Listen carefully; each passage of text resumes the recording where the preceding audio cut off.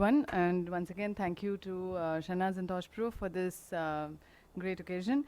And as we know, dry eye is becoming epidemic almost. We have a lot of different people who come to us claiming they have dry eye. And I'm not going to go into this, as Dr. Anaga will definitely cover it. But what we need to know is that it's not just a lack of tears or a lack of mebum. There's a lot of inflammation which happens, and that is responsible for a lot of the symptomatology that these patients have.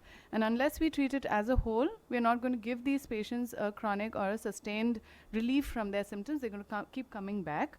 Of course, we all use the conventional therapy and it works really well, but there are these handful of patients, or much more now, who do come back with more and more problems. And of course, some patients want a faster relief, want a wow factor, and that is what these procedural therapies do offer us. And it does give a relief for much longer time. So what this gap fills is that gap where we are trying to figure out why it's not working in these patients.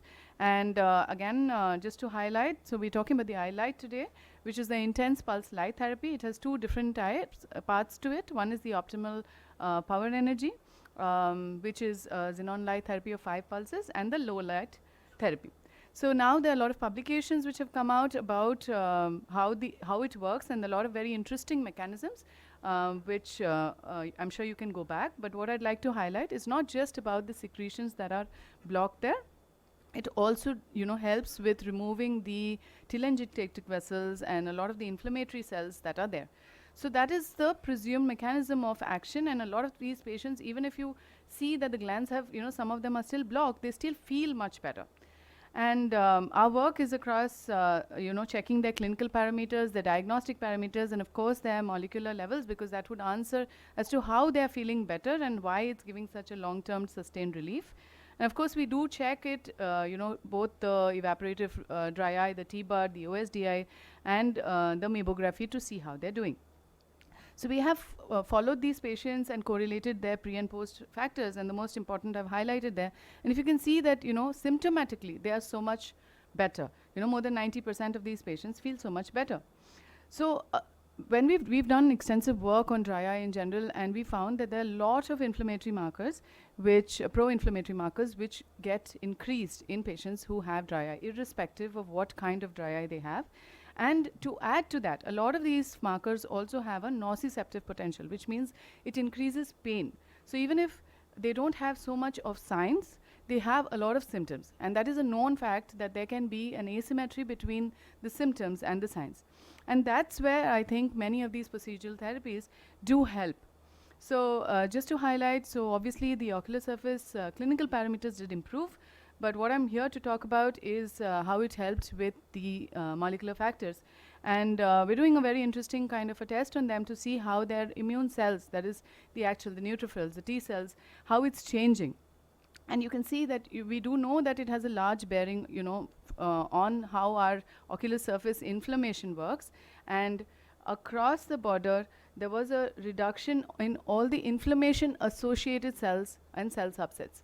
Okay, which is very interesting, because it sort of fits into what we are expecting to see as well. So I won't go into too much detail, but we analyzed a lot of tear molecular factors, and we do that by collecting the tears from the Schirmers and then studying them. We did about 49 analytes, which were measured, which is a very large number, much larger than most of the studies done. And most of the pro-inflammatory cytokines did go down. And I've highlighted that.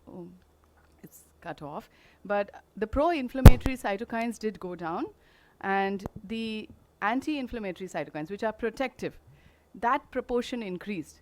So it was very heartening to see that it's actually working out as we would like these patients to behave.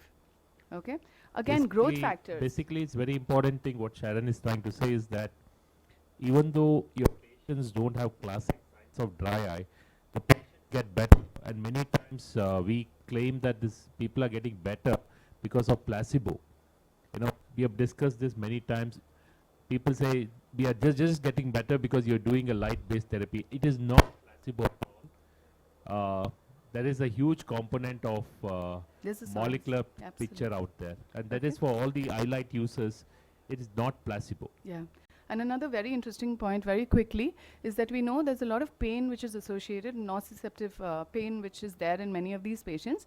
And very interestingly, we found that nerve growth factors, okay, which are disproportionately changed again in these patients of dry eye, those nerve growth factors did improve.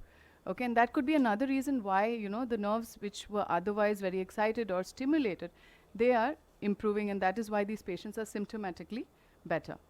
So just to, you know, sort of bring it into a nutshell, we did see that the pro-nociceptive factors reduced and the anti-nociceptive factors did improve. So this is my last slide, and we all know that meibomian gland dysfunction and evaporative dry eye, it's of course because of the obstruction, there's a reduction in the lipid constituents, which leads to a tear film instability, and this all, you know, leads to a hyperosmotic stress.